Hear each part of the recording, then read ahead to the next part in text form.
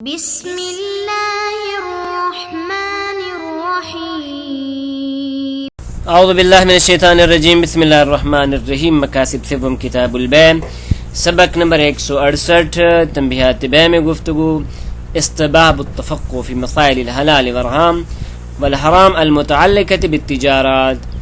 تو گفتگو چل رہی تھی اس مسئلے میں کہ تفقہ فی مسائل الحلال والحرام مستحب ہے یا واجب ہے. دو قول ہیں. مشہور قول یہ ہے کہ واجب ہے، ان کے مقابلے میں مشہور قول یہ ہے کہ مستحب ہے، اور اس کے مقابلے میں قول ہے کہ نہ واجب ہے. اور شیخ انصاری رحمۃ اللہ علیہ وہ بھی فرماتے کہ واجب عقلاً و شرعاً. تو اس کے بعد ایک اور مسئلہ پیش آیا تھا کہ خود طالب العلم بصورت مطلق وہ واجب ہے، اور ادھر ادلہ ہیں کہ طلب المعاش بھی واجب ہے، کثرت سے وہ بھی ہیں، کثرت سے یہ بھی ہیں. تو اس تعارض کو کیسے حل کیا جائے گا؟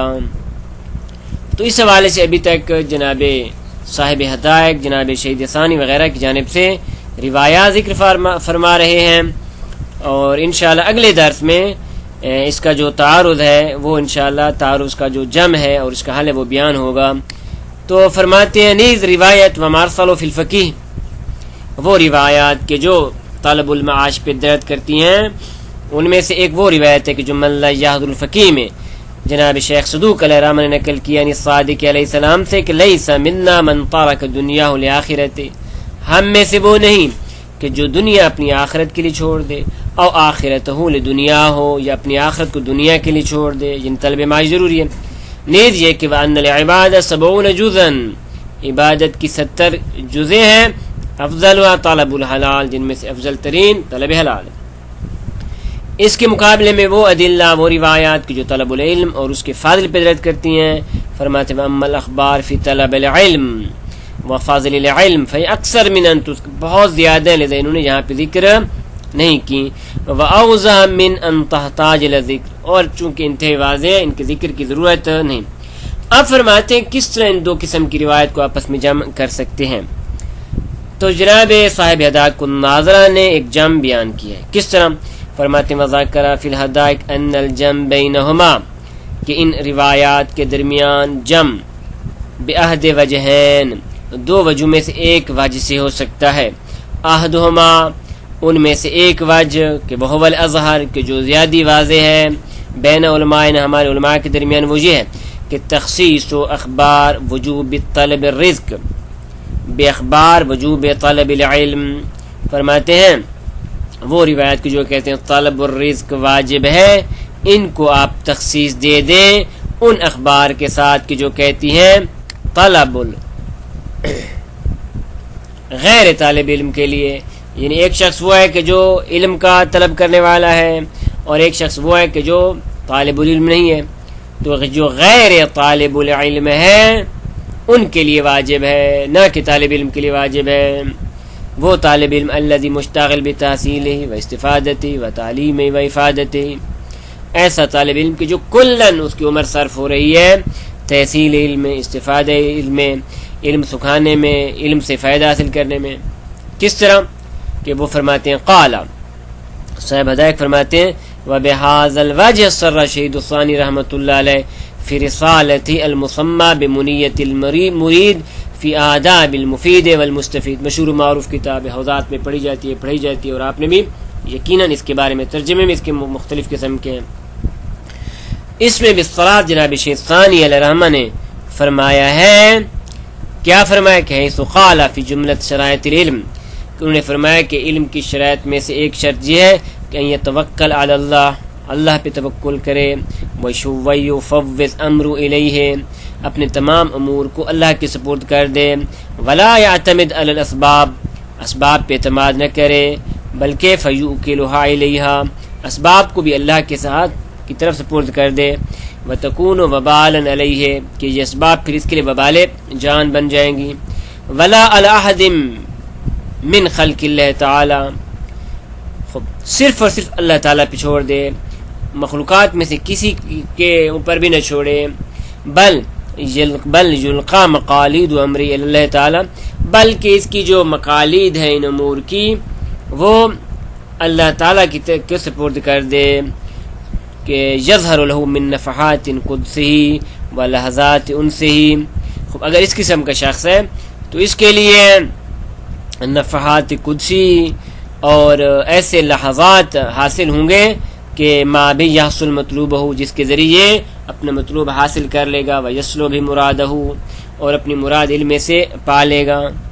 نیز وقد وارد فی الحدیث، جناب شہید ثانی فرماتے ہیں کہ حدیث شریف میں وارد ہوا ہے ان نبی صلی اللہ علیہ وسلم سے کہ ان اللہ تعالی قد تکفل طالب العلم برزقی، اللہ نے خود طالب علم کے رزق کی ضمانت لی ہے. تکفلہ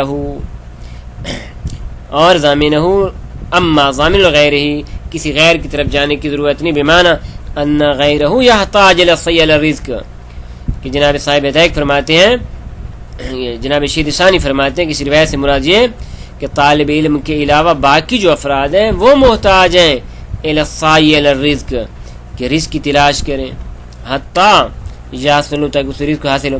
لیکن جو طالب العلم ہے لا یکلف بذالک، اس کو اس کی تکلیف نہیں دی گئی کہ وہ جائے اور جا کے یہ چیز حاصل کرے، معاش حاصل، بل بطلب، بل اس کے لیے یہ ہے کہ وہ علم حاصل کرے. وکفاہ مؤونۃ الرزق، اور اس کے رزق کے اخراجات کے لیے کافی ہے یہ چیز کہ ان احسن النیہ، اپنی نیت کو اچھا کر لے، اخلص القربہ، اپنی قربت کو مخلص کر لے. وعندی، اور نصف فرماتے ہیں شیطانی، اندی فی ذالک من الوقائع، میرے پاس بہت سارے ایسے واقعات موجود ہیں کہ ما لو جمعتہ، اگر میں ان واقعات کو اکٹھا کرنے بیٹھ جاؤں تو بالغا ما لا یعلم الا اللہ، تو ایک بہت بڑی کتاب بن جائے گی. کس چیز کے بارے میں؟ کہ من حسن سن اللہ تعالی، کہ اللہ تعالیٰ نے ایسے افراد کے ساتھ بہت اچھے طریقے سے ان کے رزق کی ضمانت لی اور ان کو عطا فرمائے. وجمیل مؤونتہ منذ، اس کے بعد خود اپنے بارے میں فرماتے ہیں کہ خود میری جو اللہ تعالیٰ نے معاونت فرمائی ہے کب سے، منذ مشتغلت بالعلم، جب سے میں علم میں مشغول ہوا ہوں. اور وہ کیا تھا؟ وہ مبادی عشر ثلاثین و 900، یعنی 930 سے کے عشر سے الی یومنا ھذا، آج تک. اور آج کی کیا تاریخ ہے؟ فرماتے ہیں وہ منتصف شہر رمضان سنہ 53 و 900، یعنی 953 سال ہو رہا ہے. ابھی تک الحمدللہ مجھے کسی قسم کی ضرورت نہیں پڑی، میں انہی علم و تعلم و درس و تدریس میں مشغول ہوں، اور خداوند عالم کی ذات میرے رزق کا کفیل ہے. وبالجملہ لیس الخبر کالآیان، نیز وہ فرماتے ہیں کہ خبر مثل عین کے نہیں، ہم نے تو مشاہدہ کیا ہے. خوب، اس کے علاوہ پھر جہاں پہ جناب نے ایک روایت نکل کے جناب محمد بن یعقوب کلینی رحمۃ اللہ علیہ سے ایک لمبی چوڑی روایت ہے کہ جو ہم نے یہاں پہ حذف کر دی ہے. شیخ انصاری رحمۃ اللہ علیہ نے ذکر فرمائی اپنی کتاب میں، لیکن ہم جو ریکارڈنگ کر رہے ہیں فرماتے ہم نے اس کو حذف کر دیا ہے. اس روایت کے بعد ایک اور روایت جناب صاحب ہدایق نے نقل کی ہے، اور اس کے بعد فرماتے ہیں قال فی الہدائق ویدل علی ذلک باصرح دلالہ، اس سے بھی زیادہ صراحت کے ساتھ دلالت موجود ہے ما رواہ فی الکافی، کہ جو جناب محمد بن یعقوب نے کافی میں روایت کی بھی اسناد ہی اپنے اسناد کے ساتھ الی ابی اسحاق السبیعی امن حدثہ قال، تو فرماتے ہیں راوی نقل کرتا ہے کہ سمیعت امیر المومنین علیہ السلام، میں نے جناب امیر سے سنا، یقول وہ فرماتے تھے ایھا الناس، اے لوگو، ان کمال الدین طلب العلم والعمل بہ، دین کا کمال علم کی طلب اور علم پہ عمل کرنے میں. الا جانیے، وان طلب العلم اوجب علیکم، علم کا طلب کرنا تمہارے لیے واجب ہے، من طلب المال، مال کی نسبت، اوجب ہے زیادہ واجب ہے طلب مال کی نسبت. ان المال مقسوم مضموم لکم، مال تقسیم شدہ ہے، تمہارے لیے ضمانت دیا چکا ہے. قد قسم عادل بینکم، تمہارے درمیان عادل نے اس کی تقسیم کر چکا ہے وہ خداوند عالم کی ذات. وضامنہ لکم، تمہارے لیے وہ ضامن ہو چکا ہے. بس شفیع لکم، جب ضامن ہے تو عطا کرے گا. لیکن والعلم مخزون عند اہلہ، علم کے خزانے اہل کے پاس ہیں. وقد امرتم بطلبہ، اور تمہیں حکم دیا گیا کہ جاؤ اور اس کو حاصل کرو، فطلبو ہو جا کس کا الخبر، یہ روایت. اس کے علاوہ اور بھی ایک دو روایات ہیں. اس کے بعد جناب صاحب ادائے کس کا جام ذکر کریں گے، اور اس قسم کی چونکہ روایات کافی سارے ہیں، لذا ممکن ہے اگلے درس میں بھی ہم بعض روایات کو حذف کر دیں شیخ انصاری رحمۃ اللہ علیہ کی کتاب سے، اور جو نتیجہ ہے کلام کا وہ انشاءاللہ ذکر کریں. صلی اللہ علی محمد و اہل بیت الطیبین الطاہرین.